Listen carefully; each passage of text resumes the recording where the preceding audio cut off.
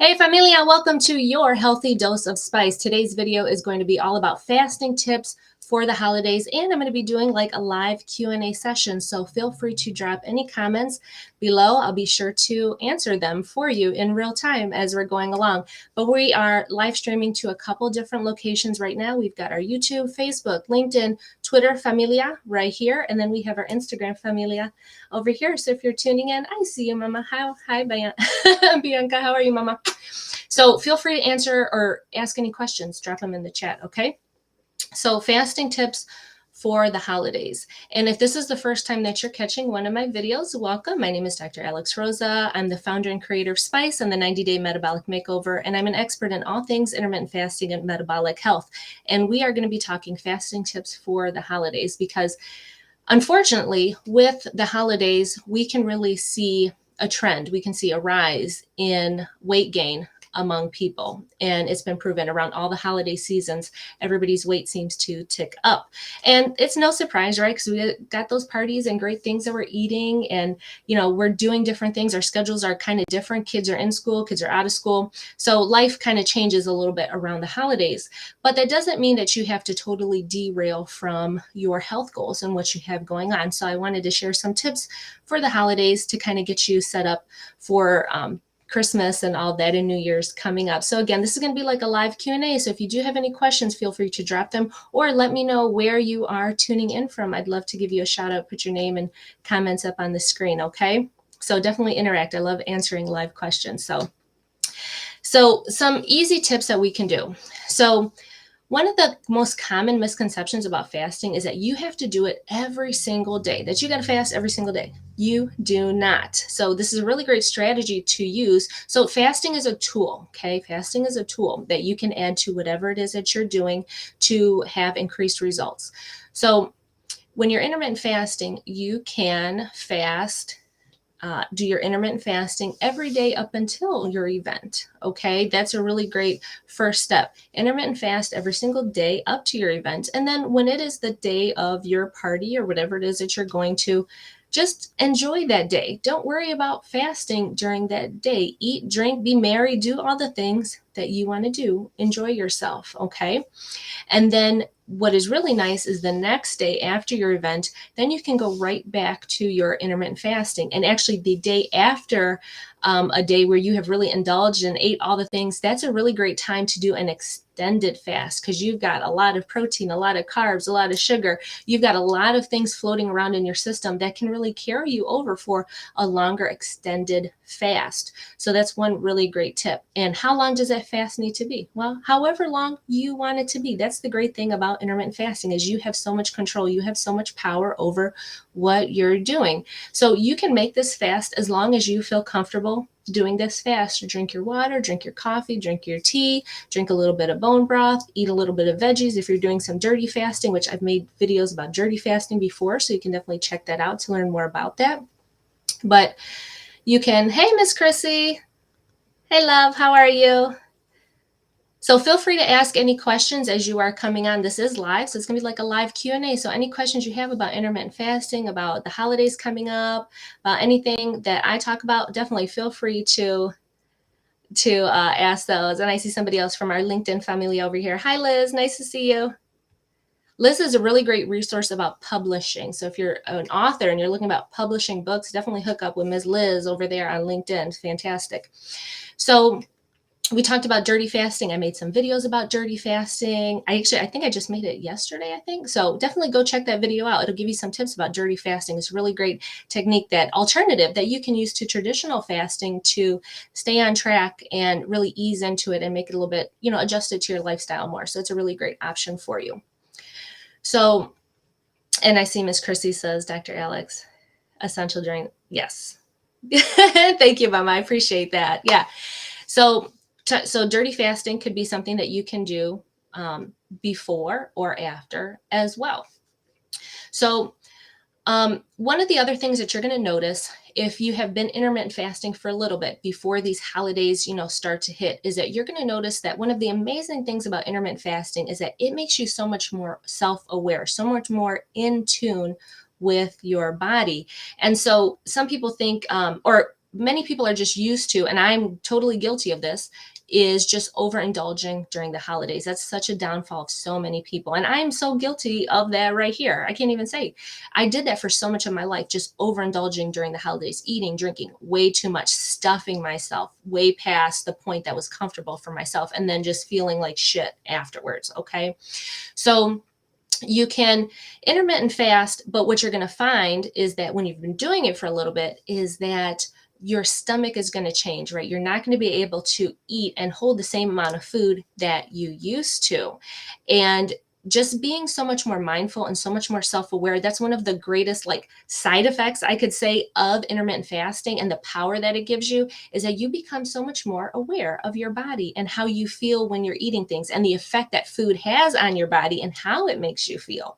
So you're going to become so much more aware of that. So you're going to find that if you've been intermittent fasting for a little bit and then the holidays hit, and it's like your first big holiday that's hitting when you've started intermittent fasting, you're not going to be able to eat the same amount of food that you used to eat before. And that's one of the key things to pick up on, is that you can enjoy the holiday, you can eat, drink, and be merry, but you really need to still stay in tune with your body and what feels good and how it's making you feel, because you're going to find that you're going to get you're going to get fuller quicker after you've been intermittent fasting for a little bit, and then you go and start to eat. You're going to notice a big change in your body. So just being mindful and of that, and honoring your body. When you just feel full, then stop eating, then just don't eat anymore. And it's a practice that you do need to get into, but intermittent fasting is so great to really teach you how to do that, how it feels to actually be full, to be satisfied. So that's one of the really amazing things that I love about intermittent fasting. One thing that I would be on the lookout for, if you're intermittent fasting and the holidays come up and you want to enjoy it, you totally can, but just be a little bit more mindful and really listen to your body and honor your body when it's giving you those signals, when it's giving you those clues. Just listen to them and you'll still be able to have a great, wonderful, fantastic time. Another thing is really switching your focus when you are going to these holiday parties. So this is a live Q&A session, guys. If you're tuning in, feel free to drop a comment, introduce yourself, say hi. I'd love to give you a shout out. But we're talking about fasting tips during the holidays, or any questions that you have around intermittent fasting, or any of the things that I talk about, intermittent fasting, metabolic health. Feel free to drop them in the chat.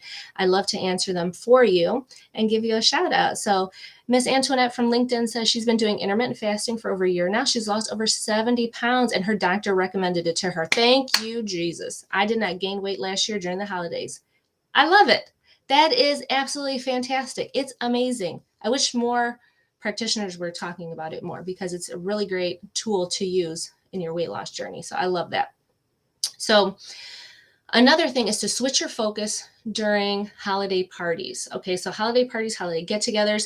It seems like when we become an adult, we just totally change our focus of what parties are for, and what we like to do at parties when we become adults. And you know, if you're a kid and you watch kids during parties, they're playing, they're running around, they're playing games, they're doing stuff, they're so active.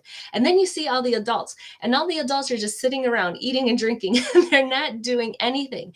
And this was a really great switch that I made for myself, because I noticed that for myself, I started looking forward to parties just for the food, just for what I was going to eat, instead of the people that I was going to see there, instead of the interactions that I was going to have, catching up with people, seeing kids, seeing friends.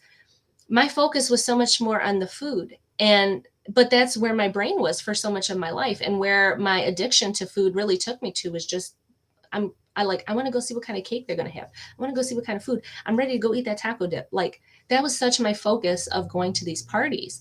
And so when I switched my focus, and this was actually a conversation I just had with one of my clients, was around these holiday parties, because she knew the holiday party was going to kind of trigger her.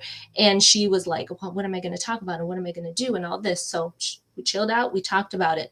And so much of it is just changing your focus of the party and why you're there and what to do when you're there. And so what I suggested is definitely, enjoy the food, have something to eat, have something to drink, but then remove yourself from that situation. Get away from the kitchen, get away from the dining room, or whatever that food is at, the majority of the food, and get to where the kids are. get to where the kids are doing things and playing games and being active. Separate yourself from that. That was such a great strategy that worked for me, was when we went to holiday parties. And I think it was like a July 4th party that we had at a friend's house that we went to. That was like my first time where I really made a conscious effort to not stay in the kitchen with all the adults and to just get outside and play water balloons and play on the swing sets and swing the kids and play bocce ball and do all the things outside and get away from the food that was inside. And I was being more active, getting more steps in, did not eat as much, drank way more water because my ass was outside and it was hot. Just like I don't keep track of calories. So that's one thing. And I can't even imagine how many less calories I consumed just by making that simple switch. So that's what I would suggest for all of you. Go outside and have that snowball fight, honey. Build that igloo, build that snowman. Do something outside that is not revolved around being inside, just sitting and eating and drinking. Okay. And that's the trap we fall into as adults. Oh, I'm so tired doing this. Well, if your ass is so tired and fatigued, then you need to do something about it. Okay. Don't just be sitting around being lazy, doing all this. Enjoy yourself. And I see we have some familia over here on Instagram. Hi, Usama. Nice to see you, baby. Let me know if you have any questions or any thoughts, whatever. I'll be sure to pop them on while I'm going live over here. Okay. He says facts. So that's another easy tip that has like nothing to do with food, right, guys? It has nothing to do with foods. Nothing has to do with counting calories, weighing shit, measuring macros, nothing. So much of our food and what we have going on with it has nothing to do with the actual food. It's our up here. It's how we're approaching situations and changing our habits and our thought patterns around food. So I know I see some really great questions over here. Miss Liz says, should you hold off fasting if you have the cold or flu? She says, great advice, and get up and do something. Okay, so let's go back to your question. Should you hold off on fasting if you have the cold or flu? I would say it depends on how severe your symptoms are, how sick you really are. Are you vomiting? Are you having diarrhea? If you're having vomiting or diarrhea, there's no reason, like, you're going to fast anyways, because probably if you eat something or you drink something, it's going to trigger you to have more diarrhea or more vomiting. So intermittent. So, and okay, let's get to this too. So many times when we put patients on NPO, right? When you go to the hospital, you're going for a test, you're going for procedure, surgery, NPO, nothing by mouth, nothing to eat or drink. Why? Because we want to relax the digestive system. We don't want things happening and moving and grooving in there. And there's a lot of other reasons when you go to surgery why we do this, because we don't want you aspirating. We don't want you vomiting while you're intubated or sedated. We don't want any of that. But when it comes to other things, like the real reason behind it, and when people are recovering from surgeries and we're slowly advancing their diets, it's because, and if you've had really severe diarrhea, vomiting, we're advancing your diet slowly because your digestive system needs time to relax. It needs time to chill out. And your body wants to focus on healing other parts, right? If you have a cold or flu, your body wants to focus on healing the respiratory part, your throat, your nose, your sinuses, your stomach, your intestines, if it's diarrhea. So your body wants to focus on that. And eating food just distracts your body from all of that. It really does. It takes the focus of your body away from that, away from healing those parts of your body, and focuses it on digesting food and sending energy to that. And that's not where we want the focus to be. So if you have severe cold and flu symptoms, vomiting, diarrhea, you're going to naturally be fasting on your own. So that's that. But if it's not severe, if it's just sniffles and just kind of achy, then just kind of feel it out. If you can sip, I always suggest bone broth is amazing, and it's something that you can do during dirty fasting to kind of keep you in that same state, mimic that same state of fasting. Then sip on your bone broth. That's an amazing thing that you can do just right there to help keep you going and kind of keep you in that same state.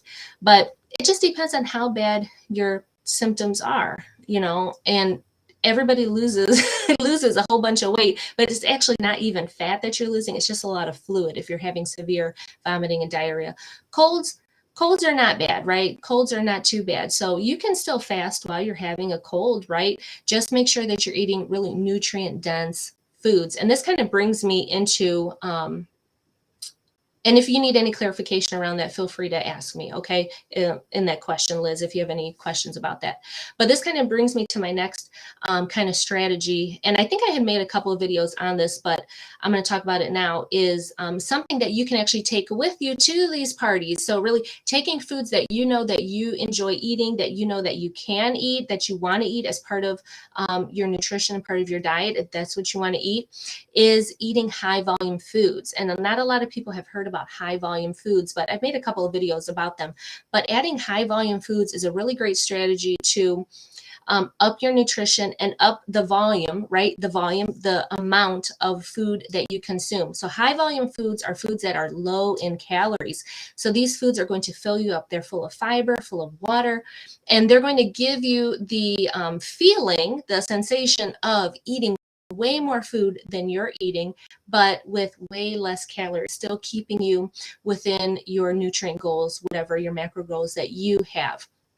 So I've made videos on nutrient dense foods or high volume foods. I'm not going to like list all of them out right now, but if you want to, you can definitely go back and watch my videos and just type in high volume foods and you'll find all my videos there. So you can watch that video to learn more about the high volume foods. But this is a really great strategy to incorporate, because if you're a person who has a really big appetite and you're trying to transition into intermittent fasting and you're like, oh my God, you've been trying different things that you've been seeing in Facebook groups and seeing online and it's just not working out, I would suggest add high volume foods to your when you're eating and your eating window. Add high volume foods. That's a really great strategy. If you have a really big appetite and you still feel like you're so super hungry, then adding high volume foods. And this also goes to another question that I got was, when I'm intermittent fasting, when I do eat my meals, when I'm in my eating window, how big should my plates look like? How much food should I actually be eating? Should I be eating more food than usual, or do I stick with the same amount of food? Like what do I do? And that was a really great question. So when you're still in your eating window, but you're intermittent fasting, you want to stick to start with the same amount of food that you normally eat. And this is kind of one of the intro kind of first couple things that we start doing when clients start working with me. We're still going to use the same, we're going to look at your plate and you're still going to eat the same amount of food that you normally do. We're not going to try to eat more. We're not going to try to eat a lot less and severely cut things. We're just going to look at the same plate. And you're going to eat the same amount of foods. Now, if you find, and because I also teach no snacking, that's another thing that you'll start doing if you start working with me, is no snacking.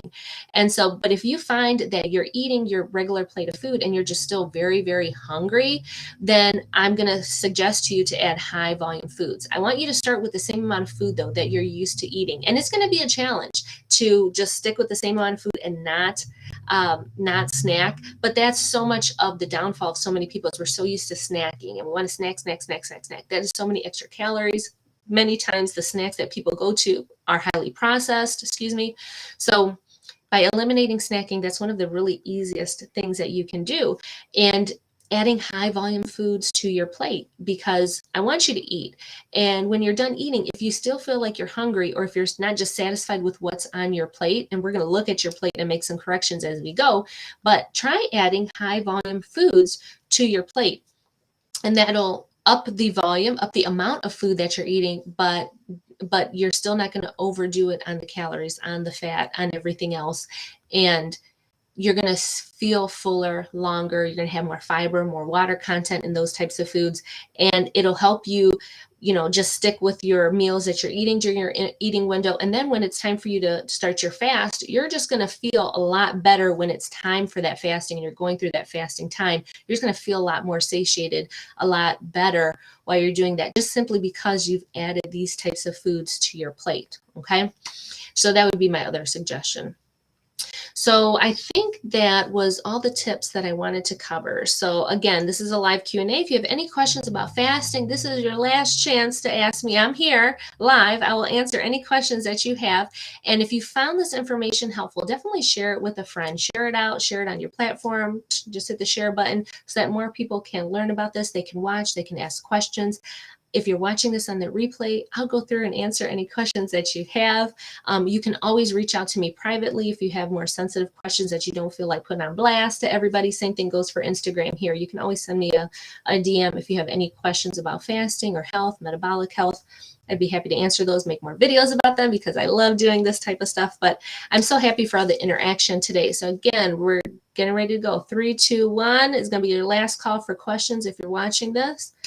Okay. Oh, that's all I had for today. So these are just some fasting tips for the holidays that you can start implementing for this holiday. And, you know, as throughout the year, we got birthday parties, graduation parties. I mean, life does not stop. Life is full of celebrations, but that doesn't mean that you don't have to enjoy them and that you don't have to use them as an excuse to totally derail from your health goals, whatever they might be. It's not an excuse. There's plenty of proof out there that you can enjoy your life. Hello, example right here. You can enjoy your life to the fullest and still maintain your health goals and do whatever it is that you want to do, reverse whatever it is that you want to reverse. Definitely possible. So no excuses. All right, guys. So again, thank you for tuning in. Leave a little hello if you did catch us on the replay, because I would love to give you a shout out. All right, guys. So until mañana for our next video, like I always say, for a balanced life, just add spice. If you want to work with me in the new year, use your HSA and FSA dollars, right? I take health savings account, flex savings accounts as well. A lot of people don't know that, but I do accept those for my program. So definitely reserve your spot for next year. Use those dollars before they expire at the end of the year. Okay. All right, guys, that's all I have. And I'll catch you mañana for the next video.